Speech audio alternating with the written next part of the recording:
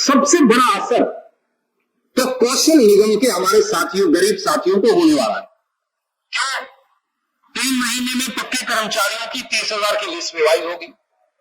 जो उसमें निकल जाएंगे वो कच्चे कर्मचारी बन जाएंगे, जो कच्चे बन जाएंगे उनको आपको एडजस्ट करना है। वो एडजस्ट कहां होंगे? वो HKRN के अगेंस्ट होंगे, तो फिर HKRN हट जाएंगे। 2024 के चुनाव से पहले झांसा पार्टी बीजेपी ने 50,000 बच्चे HKRN में लगा दिए, ये कह के तुम्हें पक्का कर देंगे। अब बोलते हैं अभी नहीं करेंगे पक्का, 5 साल बाद करेंगे 2029 में। और उससे पहले कोई हट गया तो हट गया। अब हजारों बच्चे हट रहे हैं, 2,500 बच्चा हट चुका है HKRN का।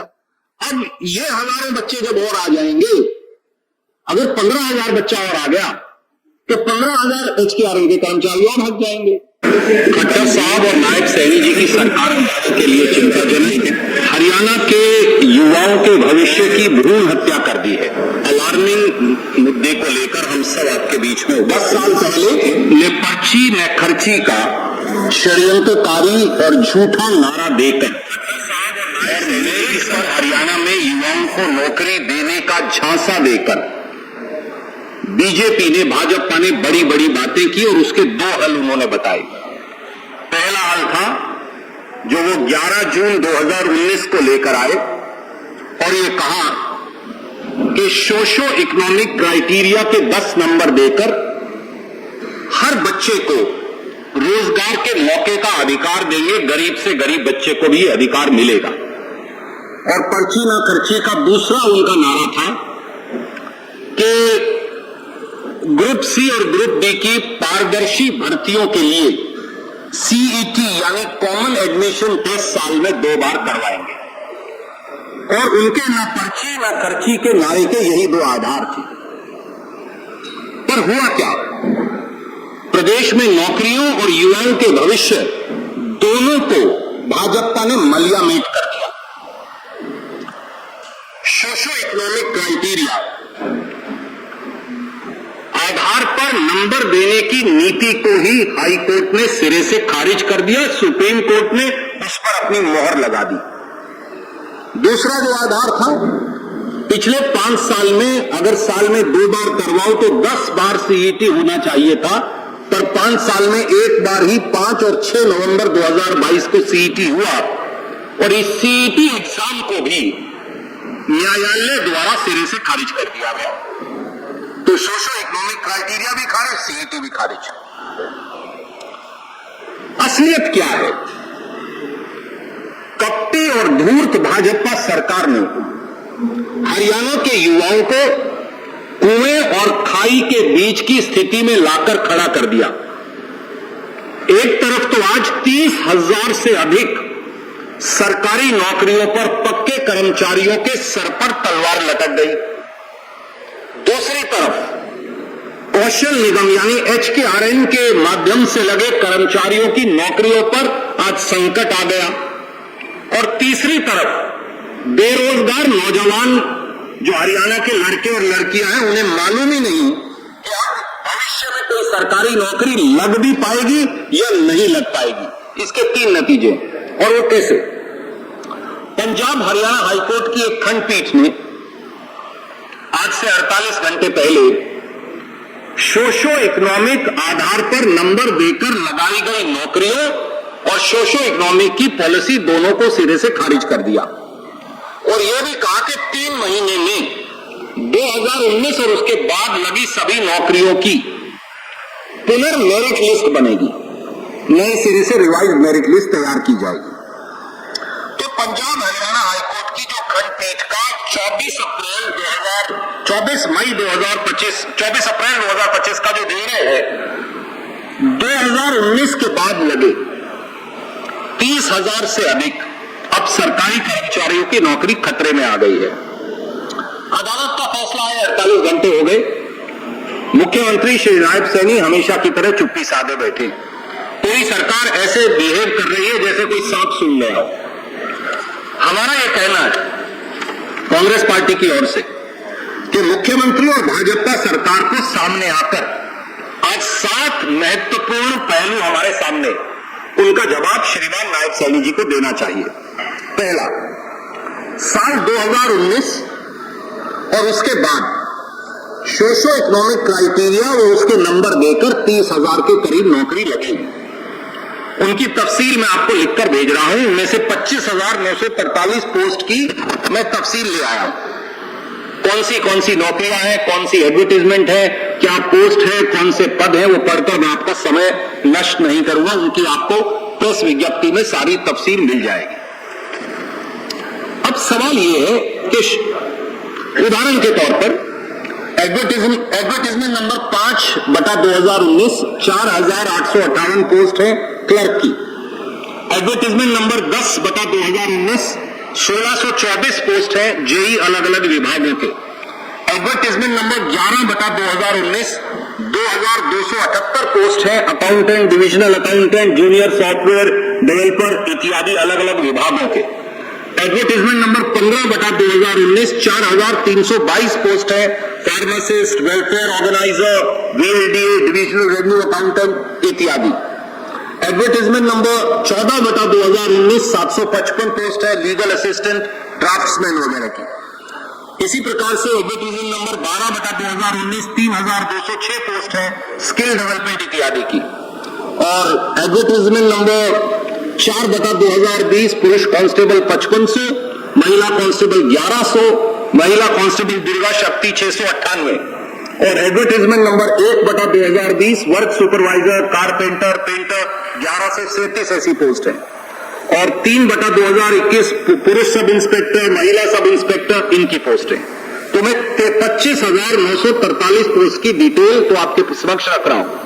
सवाल यह है कि जब सोशो इकोनॉमिक के नंबर खारिज हो गए और इन 30,000 नौकरियों पर अब खतरा मंडरा रहा है, क्योंकि अब नौकरियों की लिस्ट नए सिरे से बनेगी, हाईकोर्ट ने जैसा कहा है, और उसमें से सोशो इकोनॉमिक के नंबर काट कर बनेगी। तो भाजपा सरकार के पास इसका क्या हल है?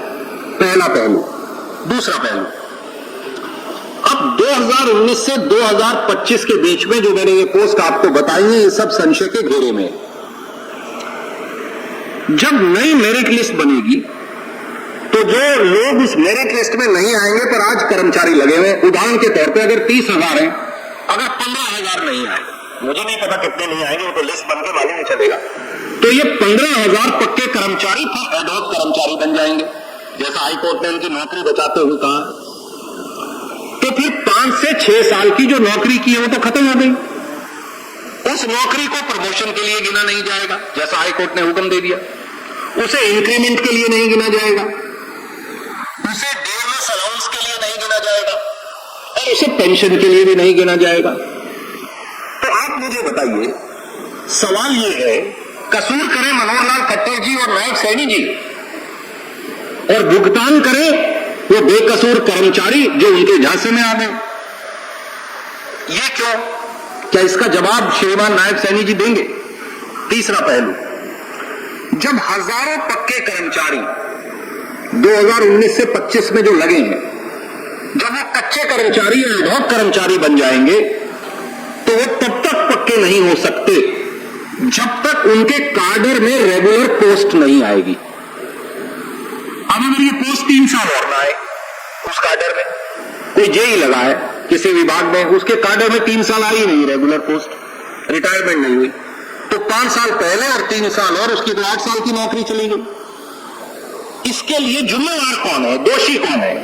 क्या जिम्मेवारी सीधे मनोहर लाल खट्टर जी और नायब सैनी जी और बीजेपी की नहीं? चौथा पहलू, नायब सैनी जी और उनकी सरकार ने पंजाब हरियाणा हाईकोर्ट की जो खंडपीठ का फैसला वो जो आया है, अब वो इसको ये कह रहे हैं कि हम अदालत के दरवाजे खटखटाएंगे, जो मैंने पढ़ा। तो इस फैसले के मुताबिक जो पक्के कर्मचारी जिनकी नौकरी हट जाती, पर अदालत ने उनकी नौकरी बचा ली और उन्हें एडहॉक कर्मचारी बना दिया, तो अगर अदालत का फैसला ये खारिज करवा देंगे वो, तो उनका बेचारों का क्या होगा? अगर ना पक्के रहे या फिर ना कच्चे रहे, वो तो दोनों तरफ से खत्म हो जाएंगे। इसका एक ही हल है, और वो ये है कि नायब सैनी जी इस प्रक्रिया से हटने वाले सभी कर्मचारियों के लिए, वो 10,000 हो, वो 12,000 हो, वो 15,000 हो, 18,000 हो, वो 2,000 हो, उन सब के लिए रेगुलर पोस्ट सैंक्शन कर दीजिए। आप ही फाइनेंस मिनिस्टर है, फाइनेंस से सैंक्शन करिए, नई पोस्ट का सृजन कर दीजिए। तो ना कोई एडहॉक कर्मचारी बना, ना किसी की नौकरी गई, ना किसी की सर्विस अफेक्ट हुई, प्रमोशन पे जो होगा वो हो जाएगा। पर ये सब करने की बजाय श्रीमान नायब सैनी ये कह रहे हैं कि हम हाई कोर्ट के फैसले को सुप्रीम कोर्ट में चुनौती देंगे। पर क्या उन्हें नहीं मालूम मुख्यमंत्री होते हुए भी कि सुकृति मलिक का ओरिजिनल केस है जहां सोशो इकोनॉमिक नंबरों को खारिज किया गया था, वो केस सुप्रीम कोर्ट में लेकर गए नायब सैनी जी, वहां हरियाणा का केस खारिज हो गया, तो उस पर मोहर लग गई। तो जो आपका केस पहले ही सुप्रीम कोर्ट से खारिज हो चुका है, तो आप इन हजारों कर्मचारियों को और वो हजारों बच्चे जो अब नौकरी लगने की इच्छा रखते हैं, उन सबको आप अदालत के पचड़े में क्यों डाल रहे हैं अपील के, जब वो अपील कामयाब हो ही नहीं सकती? इसका जवाब श्रीमान नायब सैनी जी को इन सबको देना चाहिए। पांचवा पहलू, अब सवाल ये भी है कि जो बच्चे बेरोजगार हैं, युवक और युवतियां, अब उनको कुछ साल तक नौकरी लगेगी भैया तो नहीं लगेगी। क्यों? 3 महीने में इन 30,000 से अधिक या जो भी 30,000 के करीब नौकरियां हैं, इनकी अभी रिवाइज्ड मेरिट लिस्ट बनेगी। उस रिवाइज्ड मेरिट लिस्ट में जितने हजार कर्मचारी निकल जाएंगे वो कच्चे कर्मचारी या एडहॉक कर्मचारी हो जाएंगे। फिर वो इंतजार करेंगे कि जब उनके कायदे में रेगुलर पोस्ट आएगी तो उनको पहले लगाना पड़ेगा। तो जो अब बेरोजगार है उसका क्या होगा बेचारे का? वो कहां जाए? वो किस कुएं के अंदर जाकर गिरेगा? उसको रोजगार और रोटी कैसे मिलेगी? इसका जवाब श्रीमान नायब सैनी को देना चाहिए। और इसका एक पहलू और भी है, आप याद करिए जब कोड ऑफ कंडक्ट लगा था 2024 विधानसभा का, मैं एक उदाहरण देकर इसे बताता हूं। तो कोड ऑफ कंडक्ट से 3 घंटे पहले श्रीमान नायब सैनी जी ने 5500 पुलिस कांस्टेबल की पोस्ट एडवर्टाइज करवा दी। 3 घंटे पहले 5600। और उसके बाद उनको ये कहा कि मैं वोट बाद में लूंगा, तुम्हें नौकरी पहले दूंगा। आज 9 महीने बीत गए, 7 महीने सरकार और 1.5 महीने की चुनाव की प्रक्रिया। वो खून से चिट्ठी लिखते हैं हर रोज नायब सैनी जी को, बच्चे खून से चिट्ठी लिखकर भेजते हैं कि हमारा फिजिकल टेस्ट तो करवा लो। अब उन बच्चों का होगा क्या नायब सैनी जी बताएंगे, जिनको झांसा देकर आपने सरकार बनाई थी। छठा पहलू, सबसे बड़ा असर तो कौशल निगम के हमारे साथियों, गरीब साथियों को होने वाला है। क्यों? 3 महीने में पक्के कर्मचारियों की 30,000 की लिस्ट रिवाइज होगी। जो उसमें निकल जाएंगे वो कच्चे कर्मचारी बन जाएंगे। जो कच्चे बन जाएंगे उनको आपको एडजस्ट करना है। वो एडजस्ट कहां होंगे? वो HKRN के अगेंस्ट होंगे, तो फिर HKRN हट जाएंगे। 2024 के चुनाव से पहले झांसा पार्टी बीजेपी ने 50,000 बच्चे HKRN में लगा दिए, ये कह के तुम्हें पक्का कर देंगे। अब बोलते हो अभी नहीं करेंगे पक्का, 5 साल बाद करेंगे 2029 में। और उससे पहले कोई हट गया तो हट गया। अब हजारों बच्चे हट रहे हैं, 2,500 बच्चा हट चुका है HKRN का। अब ये हजारों बच्चे जब और आ जाएंगे, अगर 15,000 बच्चा और आ गया तो 15,000 HKRN के कर्मचारी और हट जाएंगे। तो हमारा सवाल है श्रीमान नायब सैनी जी, क्या आप हरियाणा के HKRN के माध्यम से लगे बच्चों को वायदा करेंगे कि एक बच्चा भी नहीं हटेगा? 7वां और आखिरी पहलू, ऐसा लगता है कि सरकार, और आप सब तो कई बार इसे लिखते हैं, अब CET एग्जाम को एक बार फिर लटकाना चाहती, ताकि कोई नौकरी की भर्ती ना करनी पड़े। जब एडहॉक कर्मचारियों को पक्का करना है तो फिर CET एग्जाम में से बच्चों को रोजगार कैसे मिलेगा? पहला सवाल। और CET एग्जाम पास करने के बाद पक्की नौकरी कैसे मिलेगी? इसका जवाब भी श्रीमान नायब सैनी जी को देना चाहिए। ये 7वां पहलू। सच्चाई है साथियों कि पिछले 10 सालों में हरियाणा के युवाओं के भविष्य को ही पर्ची खर्ची वाली सरकार ने खर्च कर डाला है। हरियाणा के युवाओं के भविष्य को खर्च करने वाली सरकार ही भाजपा की सरकार है। हमारी मांग है कि सोशो इकोनॉमिक के नंबर खत्म करने के बाद जो कर्मचारी एडहॉक बने हुए हैं, एडहॉक न बनाया जाए। सरकार चाहे तो वो कर सकती है।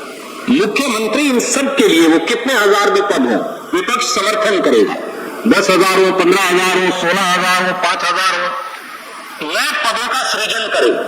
नया बजट आवंटन करे, नए पद मंजूर करे और उनकी आज ही रेगुलर भर्ती हो, उससे ना ये बच्चे खराब होंगे जो लगे हुए 5-5 साल से, ना HKRM के बच्चे हटेंगे और ना ही जो नए बच्चे नौकरी लगने उन पर प्रभाव आएगा।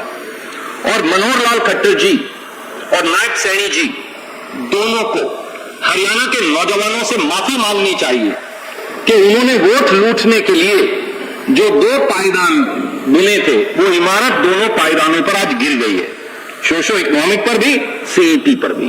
कोई भी प्रश्न आप पूछना चाहे तो स्वागत है।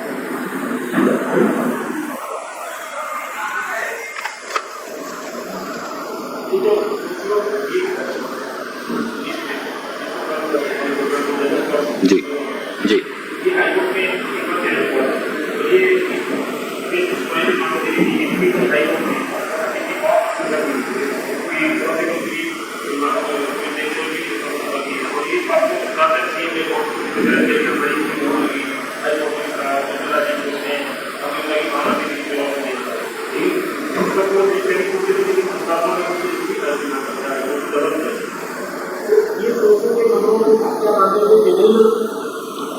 देखिए,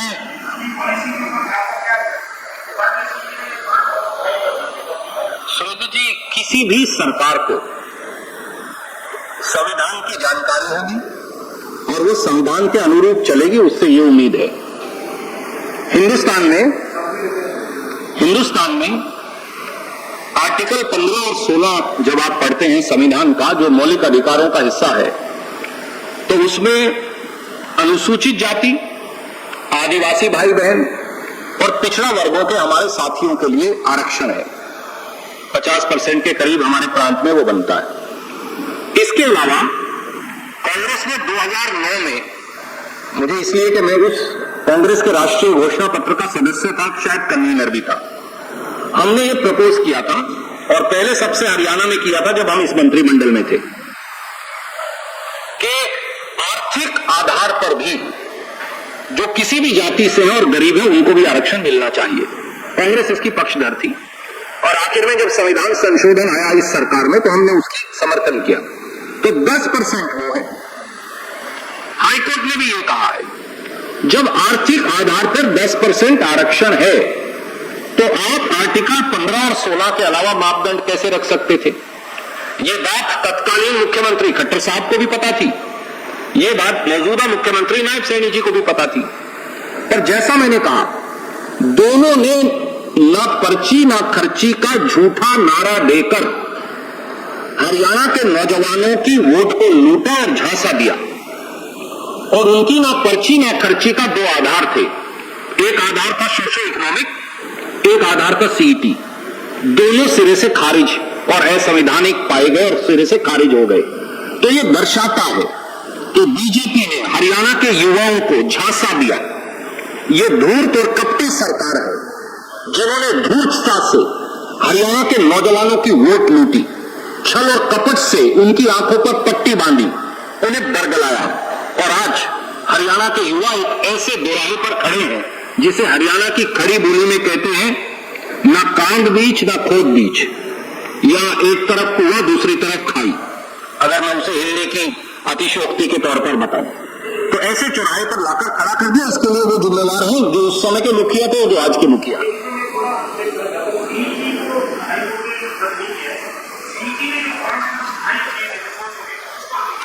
अगर आप हाईकोर्ट का निर्णय, क्योंकि मैं साथ ले आया पिछले वाला भी, उन्होंने कहा द रिजल्ट इज क्वॉश्ड, इसीलिए तो सर क्वॉश हुआ।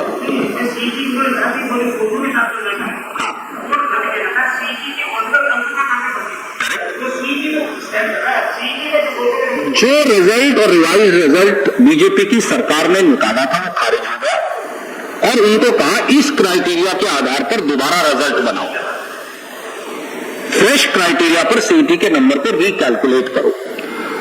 और CET के बगैर आप नौकरी नहीं लग सकते। CET साल में 2 बार होना था, 5 साल में 10 बार होना था। 5 नवंबर 6 नवंबर 2022 के बाद हुआ नहीं, तो बच्चे कहां जाएं? तो क्या 2021 और 25 या 2022 के बाद कोई बच्चा BA पास नहीं हुआ? किसी ने 12वीं नहीं की, किसी ने MA पास नहीं की, किसी ने 10वीं पास नहीं की, किसी ने JEE का डिप्लोमा नहीं किया, किसी ने पॉलिटेक्निक पास नहीं किया, किसी ने ITI पास नहीं किया। ये दर्शाता है कि केवल बरगलाने, बहकाने और झूठ बोलने के अलावा झांसा सरकार ने और कुछ किया नहीं, और इस वजह से आज हरियाणा के बच्चे इस दुराए पर खड़े जी। जो नई ट्रांसफर पॉलिसी लेकर आए हैं श्रीमान नायब सैनी जी, मैं तो कम से कम उनसे सहमत नहीं। ट्रांसफर पॉलिसी पारदर्शी होनी चाहिए, मैं सहमत हूं। ट्रांसफर पॉलिसी अकाउंटेबल होनी चाहिए, मैं सहमत हूं। ट्रांसफर पॉलिसी आर्बिट्रेरी यानी एक छत्रवाद से ग्रस्त नहीं होनी चाहिए, मैं सहमत हूं। पर अगर विधायक और मंत्री को और सांसद को कोई अख्तियार ही नहीं है तो फिर उन सबको इस्तीफा देकर घर भेज देना चाहिए और सब HCS और IAS अफसर को मिनिस्टर और विधायक और MP की पोस्ट पर नॉमिनेट कर देना चाहिए। क्यों मिनिस्टर अपने मंत्रालय के अंदर, मैं तो विपक्ष में हूं पर मैं पूछता हूं, क्या भाजपा के सब मंत्री इतने निकट्टू, नाकारा और नालायक हैं, निकम्मे हैं कि मुख्यमंत्री को यह लगता है कि वो कोई ट्रांसफर सही नहीं करेंगे, उसमें या तो नालायकी होगी या भ्रष्टाचार होगा, तो ये सरकार क्यों चला रहे हो भैया? मुख्यमंत्री को अगर यह लगता है कि उनकी पार्टी के सभी विधायक, सभी सांसद नालायक, निकम्मे, नाकारा, निकट्टू हैं, जिनको मालूम ही नहीं प्रशासन कैसे चलेगा, तो फिर आप क्यों सरकार चला रहे हैं? चुने हुए प्रतिनिधियों का घोर अपमान है, उनकी बुद्धि का, सरकार के मंत्रियों का, सरकार के विधायकों का, विपक्ष के विधायकों का, सरकार के सांसदों का, विपक्ष के सांसदों का। यह दर्शाता है कि इस सरकार को राजनीतिक लोग नहीं है, कुछ नागपुर से आए लोग, कुछ कंसल्टेंट और बाकी अफसर को चला रहे हैं, और किसी चुने हुए आदमी की श्रीमान नायब सैनी जी को कोई जरूरत नहीं। भाजपा के सांसद हैं,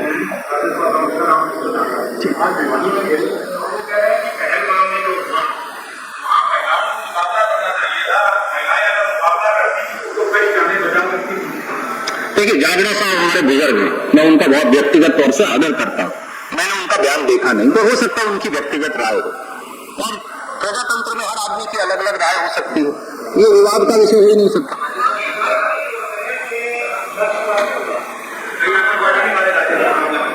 आदरणीय मित्र, क्योंकि ये विषय इतना महत्वपूर्ण है, मैं इससे भटकना नहीं चाहता, तो मैं एक ही लाइन कहूंगा।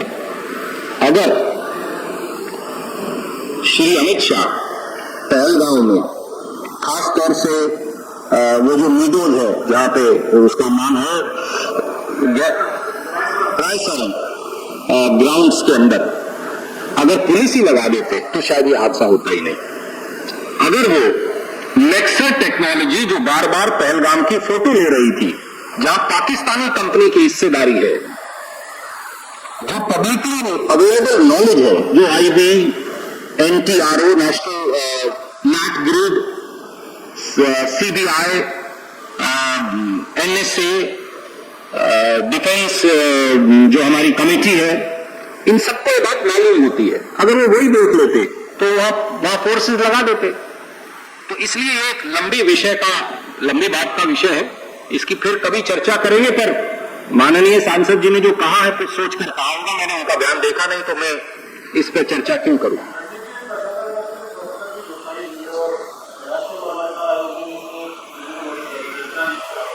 देखिए, हिंदुस्तान में अब बोलने की आजादी नहीं है, शायद सुनने और कहने की आजादी भी नहीं है, लिखने की भी आजादी नहीं है। इसलिए कि मैंने जैसा कहा, माननीय सांसद जांगड़ा साहब बीजेपी से सांसद हैं, उन्होंने एक बात कही, मैंने कहा ठीक है, उनकी राय हो सकती है।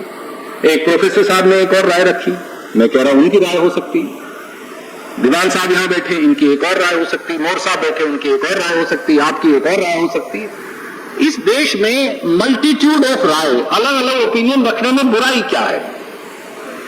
यह देश बहुत शक्तिशाली है, व्यक्तियों की राय से नहीं कमजोर होता, नहीं बदलता, बल्कि प्रजातंत्र में वाद विवाद, प्रजातंत्र में अलग अलग राय उसकी खूबसूरती का हिस्सा है। ये दिखाता है कि बीजेपी ऑटोक्रेसी को ही डेमोक्रेसी मानती है।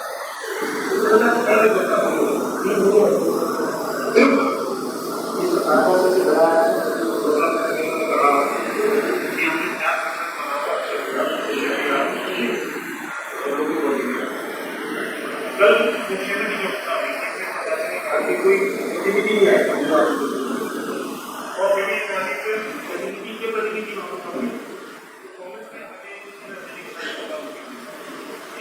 वहां पर भी थोड़ी किसान में देखिए, ये सब एक पैटर्न है। मैंने आज सुबह कहा भी है, श्री अशोक अरोड़ा न केवल कांग्रेस के वरिष्ठ विधायक हैं, पर हरियाणा की विधानसभा में वरिष्ठतम विधायकों में से एक हैं। उनका स्वभाव से कम चंडीगढ़ और हरियाणा के प्रेस के लोग भी वाकिफ हैं। कई होते हैं इसका तो स्वभाव गर्म है। अशोक अरोड़ा जी बड़े मृदु और सरल स्वभाव के व्यक्ति हैं। उन पर उनके साथ जो गुंडागर्दी हुई, एक सुनियोजित तरीके से मुख्यमंत्री के जिले में षड्यंत्र से उनके ऊपर जो हमला बोला गया, उनको अपमानित करने की जो साजिश हुई, ये भाजपा प्रायोजित गुंडागर्दी है। ये मुख्यमंत्री श्री नायब सैनी जी की प्रत्यक्ष या परोक्ष सहमति के बगैर नहीं हो सकता। मैं एक कदम और आगे जाता हूं। बल्कि मैंने 3-4 सवाल भी आज पूछे थे सुबह। तो क्या इसका मतलब विपक्ष के किसी विधायक को अब उसकी विधानसभा क्षेत्र में नगर पालिका का सदस्य होने के बावजूद मीटिंग में जाने से पाबंदी है? क्योंकि वहां वो हमला करवाएंगे, गुंडागर्दी करेंगे, अपमानित करने का षड्यंत्र करेंगे। तो क्या अब रवायत यह है कि चुने हुए प्रतिनिधि की आवश्यकता नहीं, उसकी बजाय किसी और को भेजा जाएगा?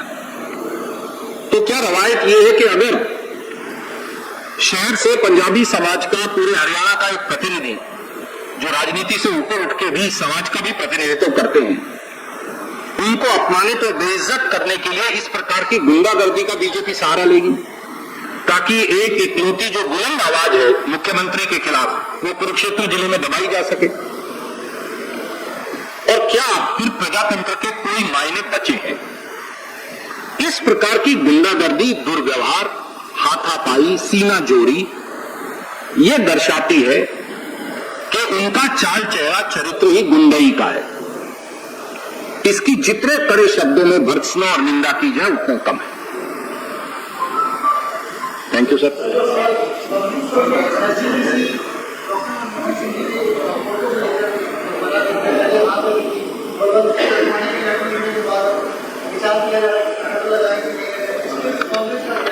देखिए, सरदार मनमोहन सिंह जी ने इस देश और पूरे सिख समाज को हमेशा गौरवान्वित किया है। वो कांग्रेस पार्टी के तो बहुत बड़े लीडर और प्रधानमंत्री थे ही, पर वे इस पूरे देश के प्रतिनिधि थे। और जो सिख गुरुओं की मर्यादाएं हैं, उसको अगर मन वचन कर्म से किसी ने उसकी अनुपालना की है, तो बहुत सारे हमारे सिख भाई बहन हैं, पर शायद मनमोहन सिंह जी उन सब में अग्रणी थे। मुझे लगता है कि उनके नाम को राजनीति के दंगल में उनके देहांत के बाद घसीटना अनुचित है। बाकी मैं ये एसईपीसी के मित्रों के विवेक पर छोड़ता हूं।